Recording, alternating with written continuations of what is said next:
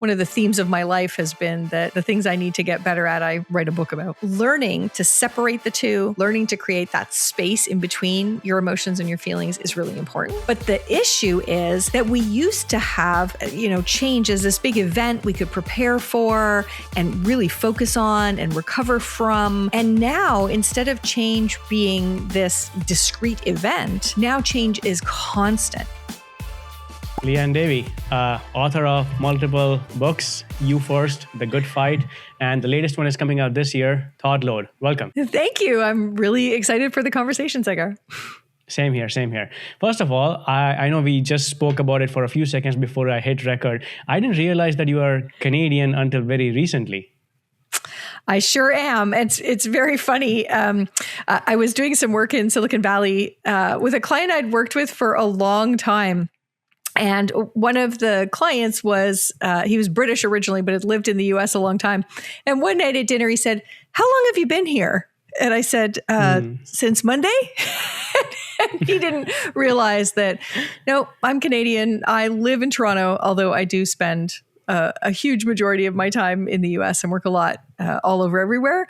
But yes, you'll probably hear a few tells in my accent that, nope, I'm definitely Canadian. Okay. You got your degree in Canada as well, right? I did. I got 3 of them in Canada.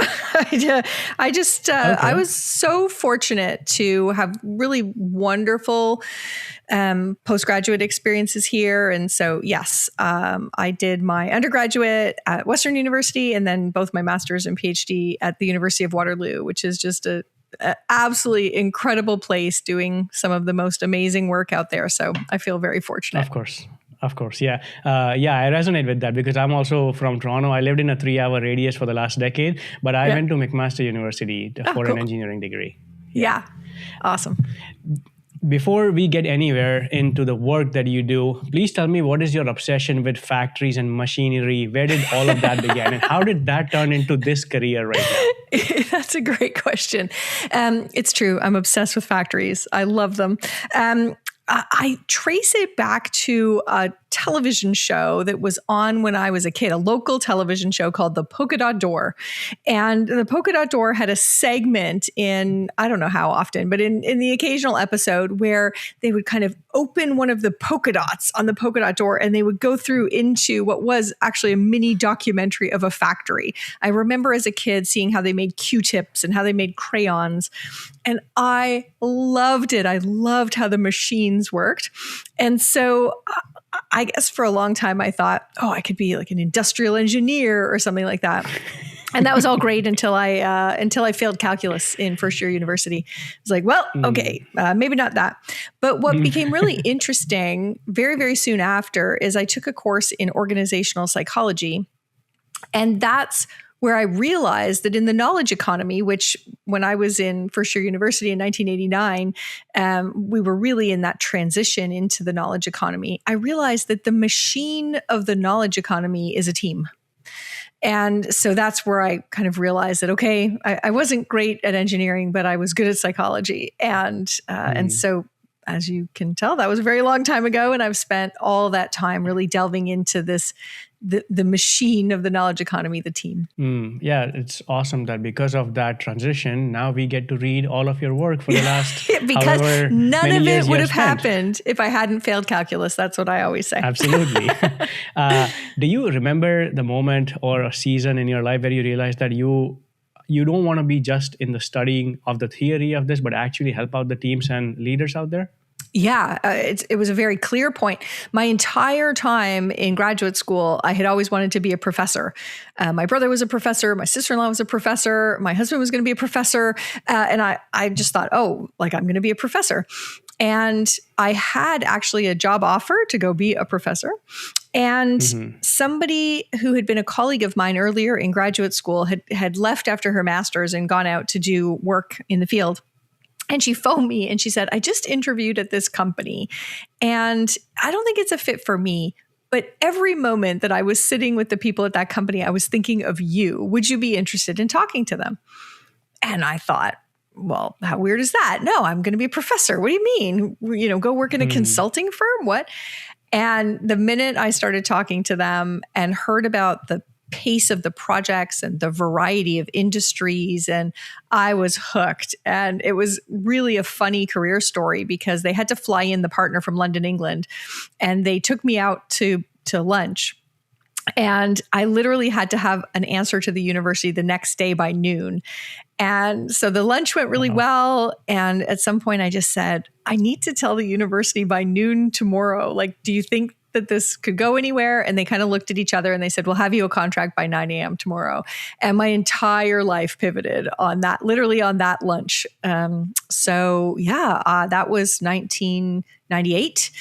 So I have been doing this a long time, all thanks to, my life was a few key pivots. So belly flopping calculus was one. And then that really wonderful person just calling me and saying, I think this is a better fit for you, that lunch where it all then changed. So yep, couple of big things. Amazing. Yeah, that's weird because sometimes you plan for things and then things go that way. Even if they don't, you tangentially find a new route. But here you are constantly switching back and forth with entirely different route where you had never even thought of doing that. Yeah. No, I was definitely going to be a professor. and now I think, oh goodness, this is so much of a better fit for me. So I'm very grateful to that colleague who helped me out. That's nice. So now going into the real world consulting, how was the transition like? What was the challenges like? Because you weren't prepared for this. So how does that consulting phase look like? The one that I really remember is I was pretty good at statistics and all sorts of quantitative stuff. A lot of my doctoral work, my professor and I invented a new statistical method. My dissertation research needed this pretty advanced at the time, statistical method that we also did a whole bunch of work. You had to code it into the computer back in those days. So I was pretty good at all the quantitative stuff. And I got into a firm where doing employee survey work. And one of the people who'd been working on the employee survey stuff just wasn't quite as up to date with some of the statistical stuff and was putting out some questionable reports to the clients. And so I remember just treating it as I would in graduate school, just kind of going up and saying like, well, this isn't right, that, this is causing spurious correlations and that you're sending the wrong information. I was just really direct, really. Yeah, that didn't go over so well. So, clearly, and especially in a Canadian environment where we're much better at being passive aggressive than being direct about things.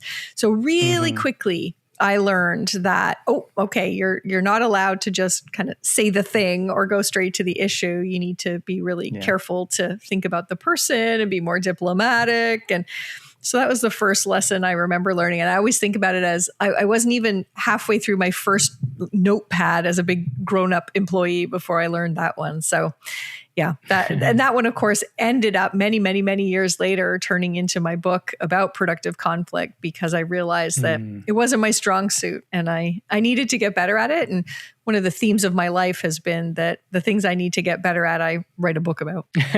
That's an insane but nice way of learning all of it. I figure there's two different types of authors. So sometimes you read nonfiction books written by people who just have this preternatural, like crazy,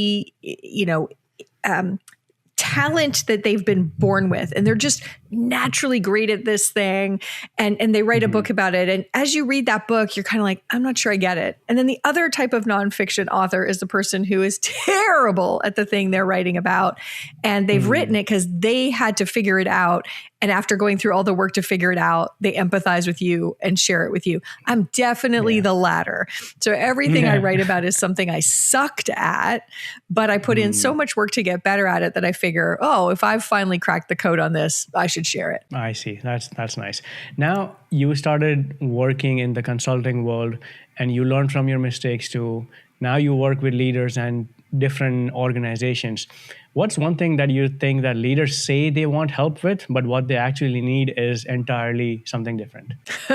Well, I think the biggest thing is leaders often bring me in to help with their team, make their executive team more effective. And they think that's fixing everybody else. And I'm like, I hate to tell you, if you're going to fix your executive team, the person who's going to get the most feedback in this process is you. So we work with CEOs in their teams. And yeah, I think that's the biggest thing, is that they aren't as self-aware as they need to be. And they think that they can fix the team without fixing themselves. So that's a really big thing. I guess the other thing is that they really appreciate how team effectiveness is completely intertwined with business effectiveness. So all of our work is, okay, well, we can maybe start by talking about trust, but we're not going to get very far on trust until we go back to the alignment and what the priorities are. And then we can go a little way on alignment and priorities and business strategy and those sorts of things. But at some point, we're going to bump into turf wars or sensitivity. So that's another thing I see all the time, is that they think, and most of the consulting world is set up to have those be two very different things. The firms that help CEOs with strategy, the McKinseys and the Bains and the BCGs and all of those, are very different than the firms that help. Usually it's more independent people doing the team effectiveness stuff. And so there's this huge loss in translation. So, doing both of those things together is another thing that I think is really something most leaders miss. They need to do the two together if they're going to get traction. Oh, okay. Reading your book, Thoughtload, I feel like your work revolves around managing everybody's energy so we can bring out the best at work and everyone else. Yeah. I think that's the gist of it. But have you ever personally felt overextended or emotionally drained by your own work, the thing that you are trying to resolve for other organizations out there? I told you, I wouldn't have written the book if I hadn't. Right? I only write books when I have the problem myself. Of course. I'm pretty ambitious. I go pretty hard. So we run a consulting firm, my husband and I. We raised 2 kids. I am in a book club. I'm part of a volunteer organization. I try and do it all. And yes, of course, I have been in times where I'm like, I don't know what to pay attention to. I feel emotional all the time. I feel so triggered. I'm overwhelmed. I'm burned out, of course. And I just don't think there are very many people in our society at the moment who don't feel like that sometimes. And many of us feel like it a lot. So yes, it's a huge thing I need to manage. But now I have a book and all sorts of ideas and really research-backed science on how to do that. And it's been amazing living for a year as I've been writing the book, living by the things that I talk about in the book and that I learned about in the research. It's been amazing. When you do it, that's the hard part. That's the hard part. You have to read 100 books out there on self-development and how to live a better day, how to manage your calendar. Sure, but until you put that into practice, that means nothing. So that's the hard part, actually implementing all the things we learn from our books. Yeah. And I would say the hard part is even a third thing after that. So there's the reading the books, there's the implementing. I think for me, I'm pretty good at both of those things. It's when I fall off the rails, it's not being like, well, there we go. I'm done. It's how do you pick yourself back up and get back on? So I'm great. You think about people with New Year's resolutions or something, they come out of the gate really hard with all these wonderful new things. But what happens is they abandon them because real life sets in. And then do they ever get back on track? So I think it's even that third stage that's really my problem. So sometimes I get overwhelmed. I'll go through a period where I'm traveling for most of 4 weeks and my bedroom is just little landmines of what I've dumped out of my suitcase from one trip and haven't put away. And I've just filled the suitcase with something new. And in those times, I can sometimes get off of the habits that I know keep my thought load down. And so it's I got to get back to the things I know work. This podcast conversation suddenly changed into a therapy session because it's like I'm looking into a mirror right now. My apologies. You said you do so many things. You have your book, you have your work, you have your consulting, you run other organizations, volunteer. You volunteer for other organizations out there too. How is, because of the way your career has progressed, how do you think your relationship has changed with ambition itself? Yeah, that's a great question. I have a really weird relationship with ambition. Of course. Yeah, ambition's not a comfortable thing for me. So I have ambition. I don't have as much as many of my friends. My ambition is, Susan Pinker did some really interesting work where I think she started from the hypothesis that, men seemed more ambitious than women. And she basically said, no, that's crap. Men aren't more ambitious than women, but women spread their ambition over more domains. And I think that's partly me as well, is that I haven't been one to concentrate my ambition into one or two domains.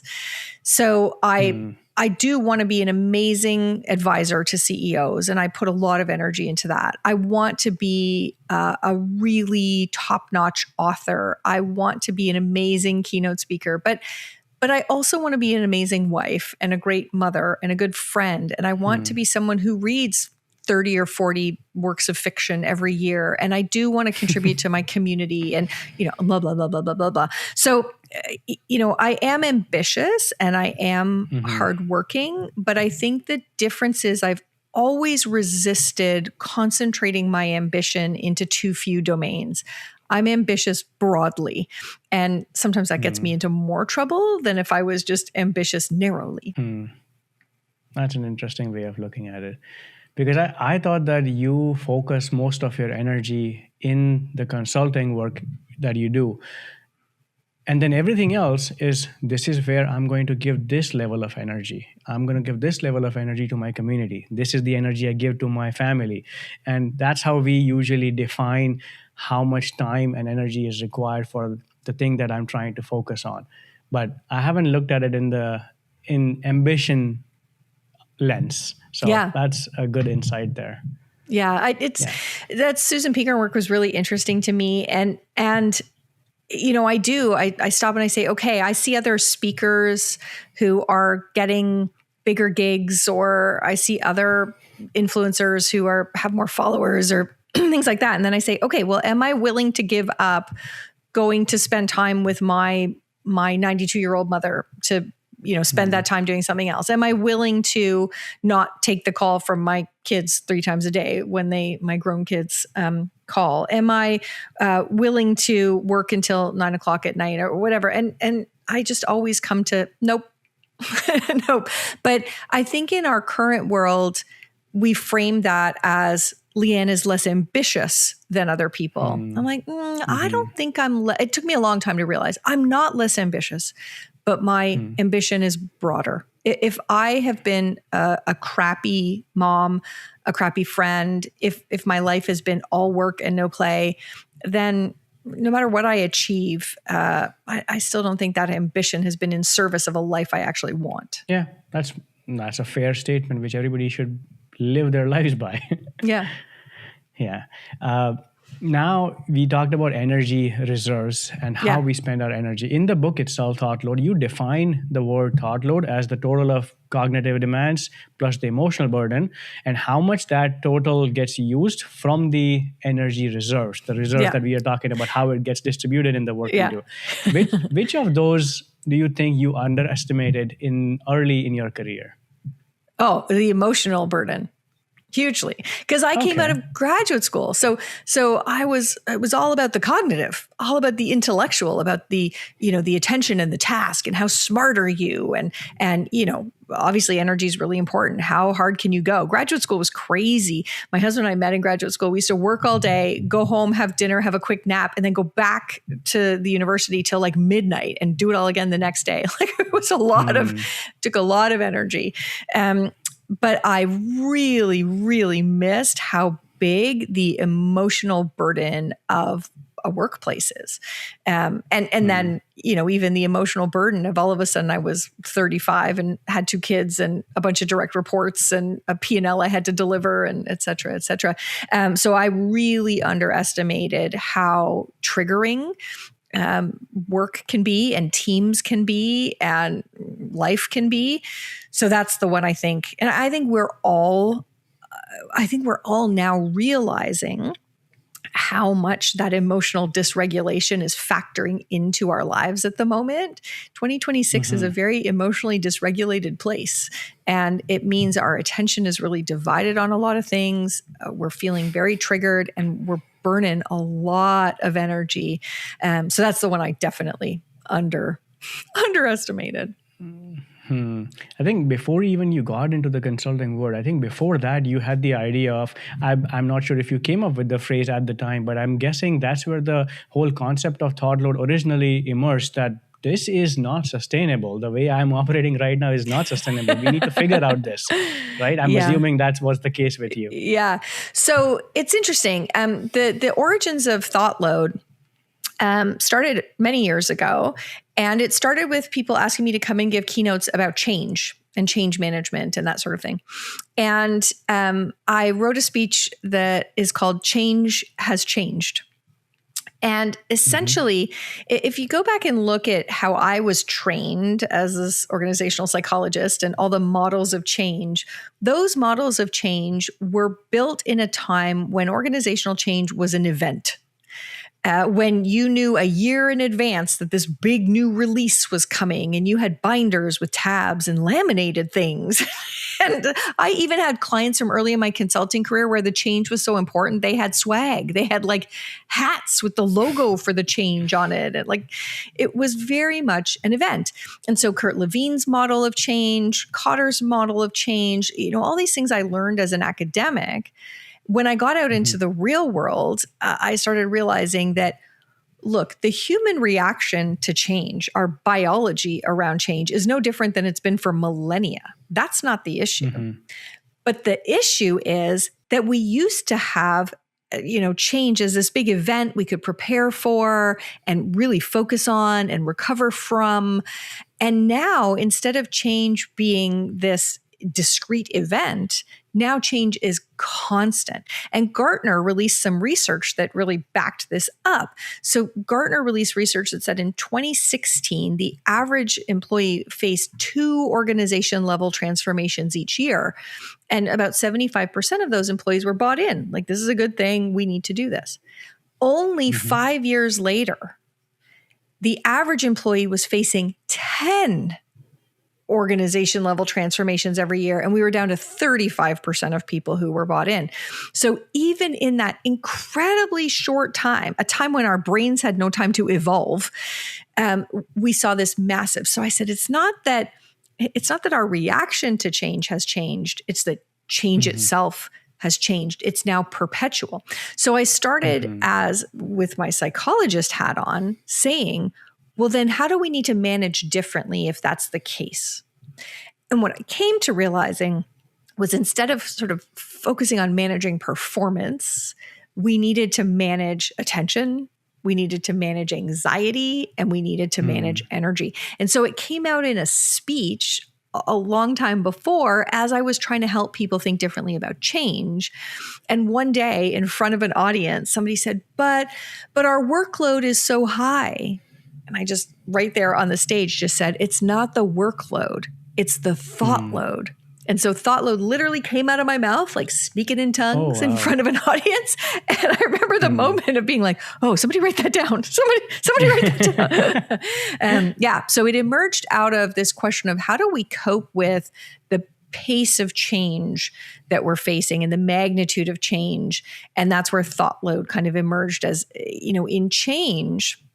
What's interesting is it's not just about workload. If you think about it, changes usually, while we're doing organizational transformations, we're building the airplane in the sky. So it's keep flying the plane, keep doing your regular job, and could you be on these 7 teams and councils and whatever to come up with the change? Yeah. So the cognitive demands go way up.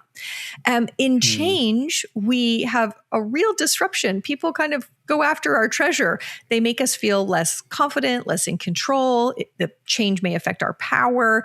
And so we have these huge emotional burdens and emotionally triggering things. And then we have change initiatives these days that go on for 2 years. We do nothing to think about effective energy management. So it's basically like, oh, go start the marathon. We'll be done in 2 years, as opposed to understanding sprint and rest, understanding how humans work. So change and thought load really, really go together. But we tend not to think about change with all three of the treacherous triad that are part of thought load. We tend to just, well, it's just a change. We need to do change management. But we don't realize that change management is all three of these things.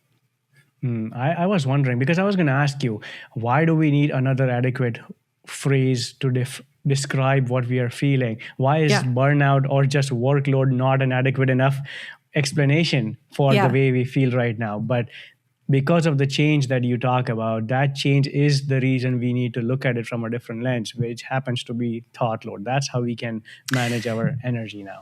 Hey, quick pause. If you're enjoying this episode and getting value out of these conversations, I have a small favor to ask from you. If you're listening to this on Apple Podcasts or Spotify or anywhere else, I would greatly appreciate if you leave a 5-star review. It's going to help more people discover this show. And if you're watching this on YouTube, subscribe to my channel and drop a comment with your thoughts. I would love to hear your take as well. So let's keep these conversations going. All right, back to the episode. Yeah, and I think the other reason is that, people are crying about how heavy their workload is, and their bosses and their leaders and the stock market are looking at them and going, what are you even talking about? Your productivity is like down. Like what's all your griping about workload? So another thing that I really wanted to do with coining the term thought load was bridge this gap between leaders who, it doesn't resonate with them at all when their employees complain about their workload. I wanted to bridge the gap and give the employees a language they could use to explain what it feels like and why it feels like that. And the issue is how much is hitting their thought load, how heavy everything is, both all that they have to pay attention to, plus all the ways that they are triggered, plus how they have to do that on really declining energy reserves. So workload is not the right word. It does not describe the problem. Most people I know would love to be able to do the work. Please, just let me go do my work. That would be amazing. But most people come into their week, and if I say, how many hours this week did you actually get to work on your work? They'd be like, I don't know, 5 out of 40, because the thought load is full of other things that are not actually contributing to you accomplishing your workload. So workload's the wrong word. We needed a new one. One of the ways I've been thinking about it is that, when we used to think that IQ was everything about how successful somebody was at work, and then finally Goldman and various other people got us thinking about, no, there's EQ, that it's not just how smart you are, it's also incredibly important that we understand all the emotional intelligence, right? I kind of think about workload and thought load the same way. We've gone along talking for decades just about workload and paying attention to that. And we have missed that your workload is only one piece of the puzzle. We need to think about thought load as well. So I think about it a little analogous. Like we used to just think about IQ, and now we have EQ. We used to just talk about workload. Now we need to think about thought load. See, the way I look at it, what happens, the consequences of having thought load from the point of view of an employee, not an employer, not an organization. But I feel like we already know how we got there from a point of view of an employee. That's our phones. We can all agree that that's where the major load comes from, the distractions come from. But now what? How do we not get distracted, and how can we actually reduce our thought load? Yeah. So like one thing is deal with the phone issue. And it's so funny because it's not hard to deal with. We just don't do it. So we know there's great research that says if your phone is in your visual field, it is burning energy, reducing the quality of your work, and making you distracted. It's probably also triggering you in some way. So turn off your phone and put it out of your visual field. But we don't do it. But the phone is only one piece because that's really so much about the cognitive demands. But if we think about the emotional stuff, it's the 24-hour news cycle. It's social media. It's all the things where those algorithms require us to have this big emotional reaction if we're going to stay on the platform. So we have to manage that as well, right? We have to manage how much of our family, our friends, our colleagues' drama we let in. That's a big piece. There's also big pieces around what we do with our energy. So we're not sleeping well, we're not eating well, we're not exercising, we're not getting enough play and downtime. So it's really solving the problem isn't just focusing our attention. I think I think that's why I had to write the book, because there's a lot of productivity bros that are trying to hack attention. Like, that's great. You can focus on these things, but if you're emotionally triggered in the midst of even a session where you're trying to focus, you're done. You're done in. You're not getting anything done. So we need to think about this more holistically.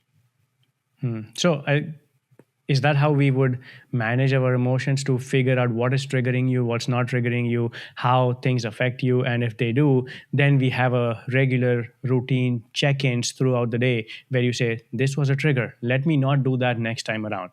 Is that how you look at fixing this issue? Yeah. So the most important thing to understand is that emotions are pre-conscious and non-negotiable. They are physiological things that happen in our bodies. So, anybody who's going to try to tell you we need less emotions in the workplace, or why is everyone so emotional? Well, emotions are part of the human operating system. So we need to first understand that emotions are non-negotiable, and we need to stop pretending otherwise. I think what we're often talking about is feelings, and feelings are the cognitive narratives we put on things to explain why we're having the emotional experience we're having. So what we need to learn is, first of all, that those are two different things. I can be having a physiological experience in my body and emotion, but how I choose to interpret that and the language I put around it is going to make a big difference in how I experience things and how I cope with it and how I move on from it. So learning to separate the two, learning to create that space in between your emotions and your feelings is really important. The other reason understanding the difference is important is because emotional contagion is a process that happens where somebody else's emotions infect you without you even knowing. And so if we're going to escape the emotional contagion, we also have to be able to recognize, oh, I'm having a physiological experience. My colleague is really angry, and I can feel that that's kind of passing over to me, and I'm like, my shoulders are up at my ears and my pulse is racing. I can notice that, and I can choose a different story. I can change how I feel.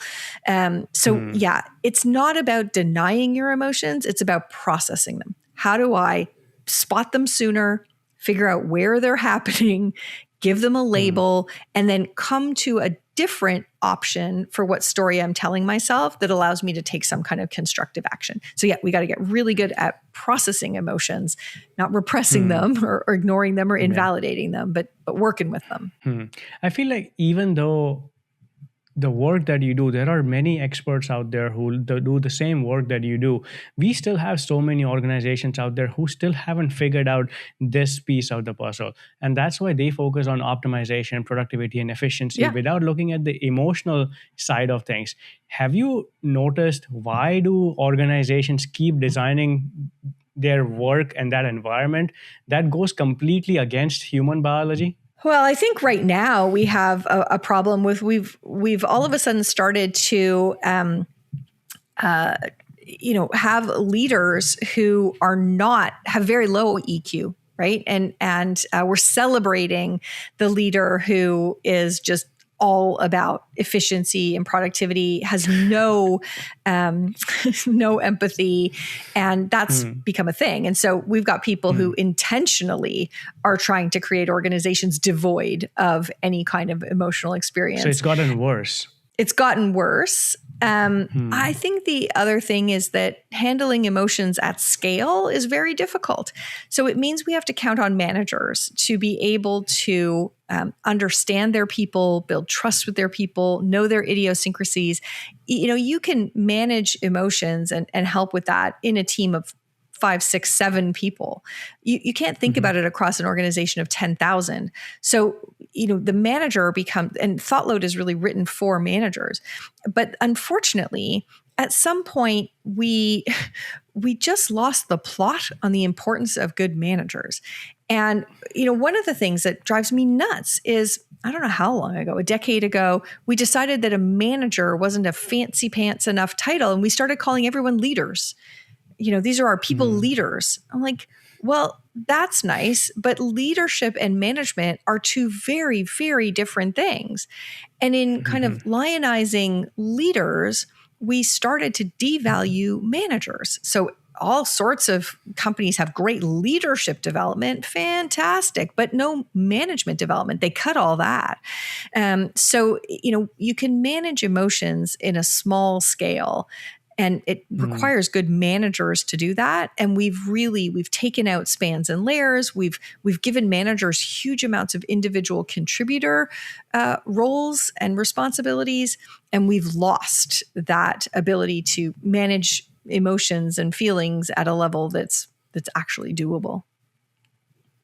I see. Yeah, that's going to take some time to fix that then, because we need to instill this behavior and this psychology that this is how you treat your employees and your team. So this is the lens that you should be looking at as a manager. Yeah. And as long as we're celebrating leaders who have a little of the riz and a little of the tiz, we're not going to get there, right? You mentioned a lot of ways how employees and employers both can work around this thought load. You talk about the priority list instead of the to-do list. There's multitasking instead of monotasking. Like, there are ways of multitasking too. Outside of this, let's say somebody is trying to fix the issue and they think that, let me start with me. I'm going to start with reducing my thought load, and I'm going to expand my knowledge and share it with my teammates. But if everybody is on the productivity treadmill, how do you get off one and not seem weird, for lack of a better term, compared to everybody else on your team? Well, what's funny is that people are on what they think is the productivity treadmill, but it's just a hamster wheel going around and around and around. They're not getting anywhere. So the way to actually get off is to not just keep going around and around. So the one that comes up all the time is I say, okay, where's the 2 hours in your morning and the 2 hours in your afternoon to actually do focused work? So I say, okay, come in, check your email, deal with the things where people need you right away, and then turn it all off. Close the email program, put your phone in a different room, and then, do focused work. And people immediately say to me, they're like, oh, I can't do that. Like, what do you mean you can't do that? I can't turn off my email. I'm like, why? And it's really funny because people are so much in this box. They don't even realize they're in the box. So I had one leader, it was really funny. And he said, well, because I'm in charge of all the power plants in our company. Like, this is important, serious stuff going on here. I'm like, oh, so you can't close your email because you're in charge of, power plants. I'm like, if something goes wrong at the power plant, like if the power plant blows up, are they going to email you? He's like, oh, yeah, no, okay. All right. So why have we convinced ourselves that we have to be monitoring with one eyeball the inbox all the time? So what if you decide I'm the person who's going to respond to emails in the morning, make sure that I'm clear on that, and then close it, and then spend 2 hours in a couple of chunks getting something meaningful done? You're going to be weird, but you're going to be weird because you got way more done than everyone else. And then, half an hour before lunch, you go back into email and you deal with what needs to be dealt with, and et cetera, et cetera. So it's not that you can't do that. It's, do you understand the relative priority? So I always say, you need to understand what quest your company wants you to be on, and how much of your time and energy is going to being on that quest. And then certainly there are other people on quests in your organization and you may need to support and help them. Great. I will protect time to do that. And there are even side quests we have to do when we're part of organizations. But we really need to understand the difference between a quest and a side quest, and being lured into the deep, dark woods by time bandits who are just like sending us on a wild goose chase. So, you will look different if you block your time, if you create focus, if you schedule things in a more effective way. All those things, you will look different, but you will look different very quickly because you are actually achieving more and you're looking way less stressed at the same time. It's a good way to be different.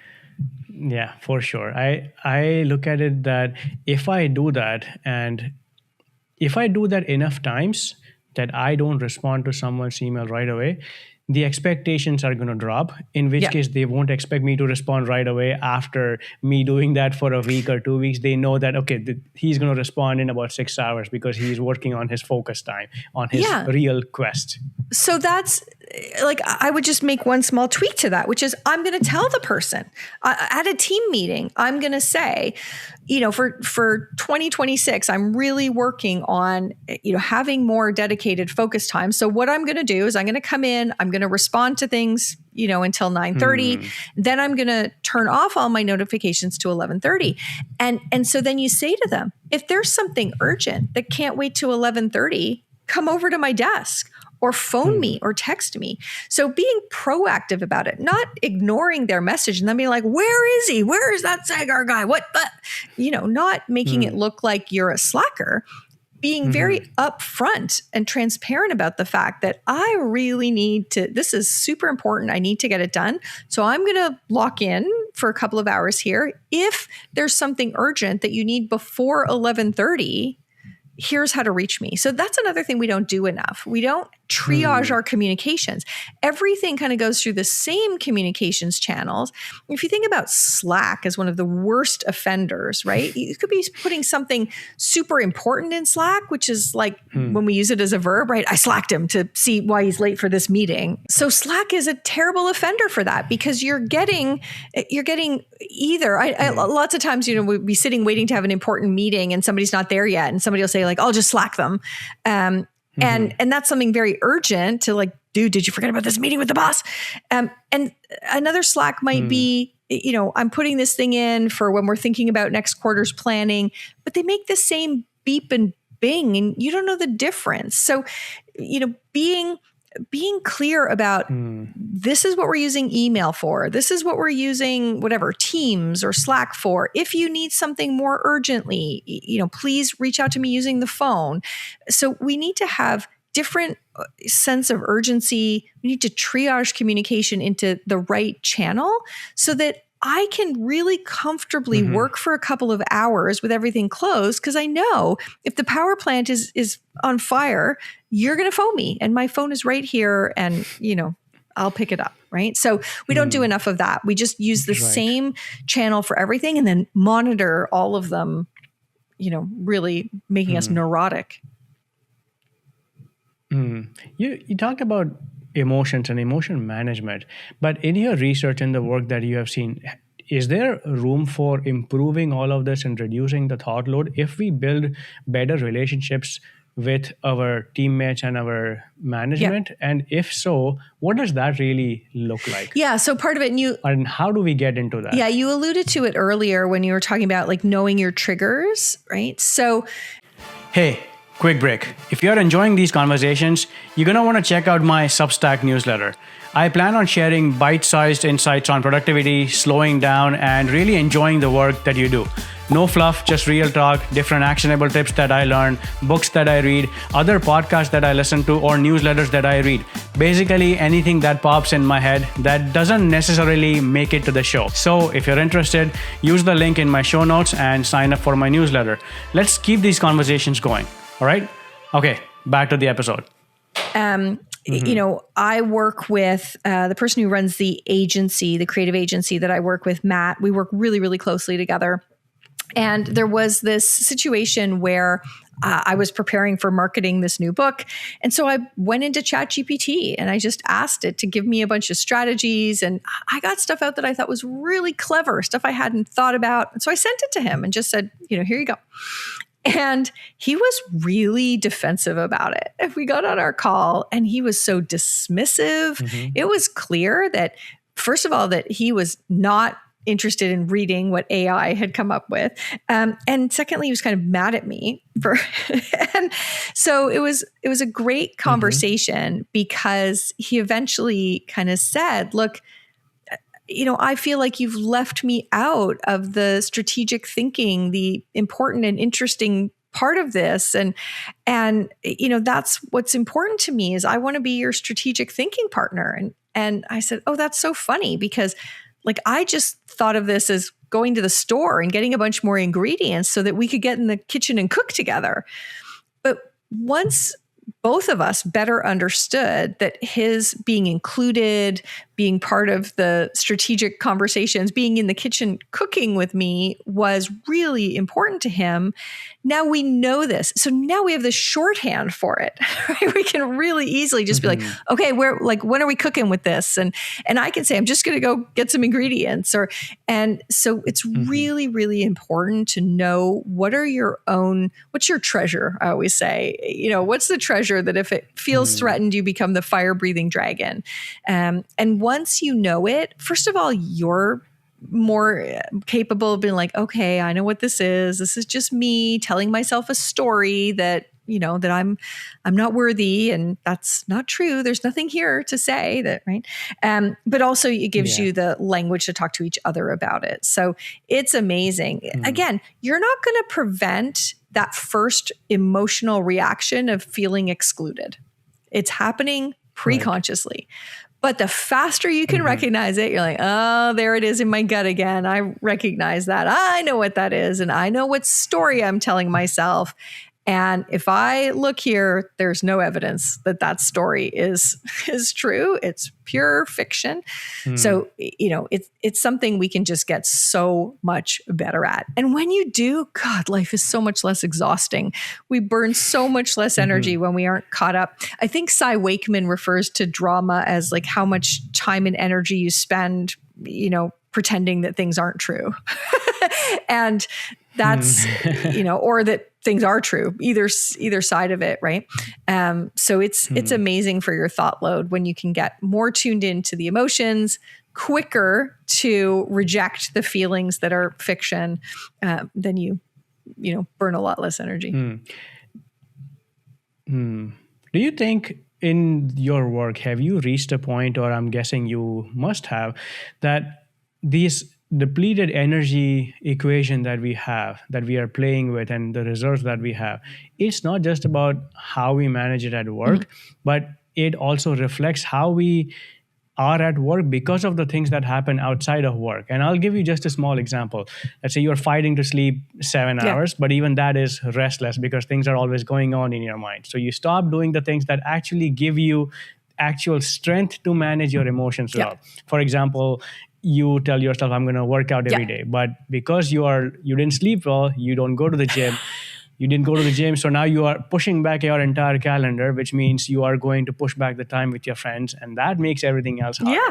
When this happens, even if you're passionate at your work, you aren't motivated to do that work. So now you're exhausted. And then that vicious loop has begun. And now we don't know how to get out of that. So have you seen people struggling with that? And do you help teammates and employers and organizations get out of that loop? I like when you say, have you seen people as opposed to have you been people? Like, of course. Both. Of course. So one of the things I talk about in the book, there's a few different things I talk about when you're in that state, that real overwhelm. One of them is counterintuitively that the best thing you can do in that situation when you're really overwhelmed is actually do nothing. And it's not what we do because we're so worried that we are getting behind, but often an hour of like go for a walk with no input, no headphones, no nothing. Take a bath, whatever your thing is, garden, do something. And it's interesting when we just create a little space with no input, That's highly energizing. The other thing I talk about is start on a downhill. Like you may have to get going and build momentum. Easier to build momentum on a downhill. So I do things like when I really don't feel like writing something that I have to write, I'll tell myself, you only need to do 15 minutes. Just 15 minutes. That's it. And I set a timer and I'm like, okay, I can survive 15 minutes. But I've never stopped at 15 minutes because by the time you get 15 minutes in, you're on a downhill, you're picking up speed. So, if it's that you're skipping the exercise or whatever, don't like schedule a session with your trainer at the gym to whatever, deadlift 180 kilograms, but pick some little thing. Like what is some fun thing that you could do that feels manageable and bite-sized? The other thing is I talk about energy. There's both waterfalls of energy, like places where you just get such a rush, but there's also wells and you can either fill your cup from a waterfall or a well. And so understanding how to boost your energy. So if I'm not an exercise person. I don't like to exercise, but I am a social person. So if I did something clever, like saying, I'm going to phone my best friend and see if she wants to go for a walk, right? So I'm going to get moving, get a little bit of that exercise, but tapping into my well, which is social connection. So there's little things you can do. So first of all, if you're really overwhelmed, try doing nothing. Try give yourself an hour of no input and see what comes. But secondly, try and get some momentum on a downhill. Use things that naturally energize you. It may be activity. It may be structure. It may be that if I stop right now and just actually build a plan for the whole month, I'll feel so much better. It may be connection. So yeah, there's lots of things you could do. In the book, I talk about the 4 different types and what you can do to tap into your natural wells, depending on which type you are. Do you get pushback when you tell teammates that this is how you might be able to fix your overwhelm? Because what you are saying, that's common knowledge to me because I've read 200 self-development books. So now I understand. And I have tried these myself to get out of the overwhelm. So I understand. But it's surprising that there are people out there who don't think that a walk without headphones could actually benefit you and put you in a calm state than whatever you are at right now. So do you get that kind of pushback? Of course. Or you get even worse than pushback. Pushback is okay. Even worse, you get the and especially the ones that make me most sad are the people who know it would work, but just don't have the wherewithal to try it. They're like, that sounds good. Never going to happen. The ones that are most fun to work with are the ones like, well, that's crazy. I'm willing to try it. And once you try it and you see how beneficial it is, then it gets its own momentum. But yeah, there's lots of people who just, that's the other thing. There are people, I think right now, and it's really, really, really hard. I empathize with them, but people who are kind of like, they like being overwhelmed or they don't really want to find their way out of being overwhelmed. They're kind of martyrs to the modern work world. And it's like, okay, if that's how you want your life to be, I can't change it for you. Yeah. See, I like to think that for the world to progress in every single manner around us, there is a need for people like the Bezoses and all the Googles and the Facebooks and all those worlds. If you are not that, know that you are not that so that you can find your ground. Yeah. And now this is your base state. So I feel like, yes, there are people out there that you and I would never understand that how can you be always on a go mode, but we need you to move the world ahead as well. Yeah, no, absolutely. And you can think about, major breakthroughs at every era of human history have come from freaks, right? That's good. We absolutely need that. But there's a difference between that and thinking that that's the person who should be figuring out how to mobilize 10,000 people to be their most productive, right? I think that's where there's a miss. These founders who are in what they call founder mode or whatever, and don't know how to get the best out of an organization full of people. So, the problem is they can get short-term, wonderful outcomes, right? And so everybody thinks that they're the most brilliant people going, but it's not sustainable in some ways. When you tell people that I think the solution to your thought load is rest and recovery, I feel like their pushback would include being defensive and telling you that you're telling me to reject ambition. But your entire work, whatever you do for the last couple of decades, I think that challenges hustle culture without rejecting ambition. Oh, yeah. So how do you personally define it? How would you tell someone that this is what a healthy ambition looks like, not what you are doing right now? So I've been really fortunate to get to know a few Olympic athletes over my life, which is some of them are really wonderful, wonderful people. And I just think about performance in that paradigm. Right? Performance in that paradigm is they have to take their rest and recovery incredibly seriously, right? They take it as seriously as their training. Because if they want to get their body to do something a body is not meant to do, they have to take that very seriously. Absolutely. Yeah. So, and an Olympic kind of metaphor, people can relax and say, I'm not saying I don't want you to win the gold medal. I want you to win the gold medal, but you're not going to win the gold medal if you spend 4 years without taking any rest or whatever. You're going to end up with a, torn hamstring right at the wrong time before the games or the trials, right? So that's a metaphor and an analogy that most people understand. They go like, oh, okay, these are the most ambitious people in the world, the people who dream crazy dreams and accomplish things that the rest of us are like, what? But they do it because they're obsessed with high performance, and high performance is as much about getting things wrong, as much about focus, as much about processing the emotional triggers, as much about managing energy. Like if the Olympic folks that I've talked to, both coaches and athletes, they personify managing thought load. They are obsessed with all three pieces of the puzzle. Sports psychology has become a massive part of high performance sports, because if you're the kicker in the Super Bowl and you got some emotionally triggering thing from a kick you missed in college, like in the Rose Bowl, you're never getting there.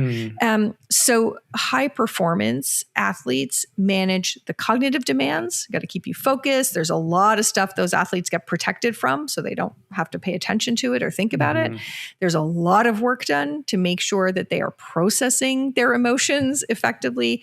And there is a whole team of people around them to make sure that they're using their energy really wisely. Experiences like that, does that give you hope for the next generation of organizations that somehow we'll be able to reach a stage where, we'll be able to reduce our thought load and manage our energy well? Is this just these experiences give you hope, or do you see other ways that, maybe we'll be able to fix this in the next generation? Yeah, it's hard to have hope right now. I think the pendulum's swinging the wrong way at the moment. It's really depressing. But of course I have hope. I wouldn't do this work if I didn't have hope that there are enough of us who understand that this is not the path. This is not creating sustained productivity. This is not the path to the kind of innovation or anything else we're looking for. I think there's enough of us that the pendulum will swing back, and hopefully not swing back too far, because I think, in COVID era, it kind of swung too far the wrong way, right? And just we got the Great Resignation and all sorts of things. So I really, unfortunately, it's human nature, and it's particularly organizational habit to swing a pendulum too far in one direction and the other. Hopefully we'll sort of, instead of ditch to ditch, we'll end up in the middle of the road. But of course I'm hopeful about it. But I do think that we need to change work. We need to change that. One of the things we haven't talked about is I believe that the matrix organization is collapsing under its own weight, and we're all crushed under the timbers. So we need to talk at the right level with the right people about how we need to fix a few things if we're going to be the productive, high-performing, innovative kind of organizations that we all want. We discussed a lot. I have one last question, okay. But before we get there, can you tell everyone where they can find your work and when the book is coming out? Yeah, absolutely. So my work and so much of what I do and many free resources are available at lianedavey.com. And then, connect with me on LinkedIn. That's a great place to, I try and have the most important conversations we need to have about work I talk about LinkedIn as my LinkedIn couch. So I'll throw out a statement, then come sit on the couch with me and let's have the conversation about these issues. Tell me I'm full of crap. Let's talk about workload versus thought load. Let's talk about whether emotions belong in the workplace. So LinkedIn or lianedavey.com. Awesome. The last question I have is, if you could rewrite the definition of productivity for the next generation of leaders, what would that be? So it's not that I would change the definition of productivity, because I think productivity is what it's always been. It's how much output do you get from whatever input. But I think we've lost sight of what contributes to productivity. I would get us paying attention to different things, not just more activity. And I guess the other thing that's really important to me is I think productivity is overrated because we aren't asking ourselves if everything we're producing is actually creating the outcomes we're looking for. So I would move the conversation from productivity, just like how much output are we creating with given inputs, and move the conversation to how are we changing the world? How are we moving the needle given a certain amount of input? So a couple of things that I would do a little differently. Awesome. Thanks a lot for taking the time to join me on this conversation here. I really appreciate it, Liane. My pleasure, Sagar. So nice to meet you. Take care. Bye-bye.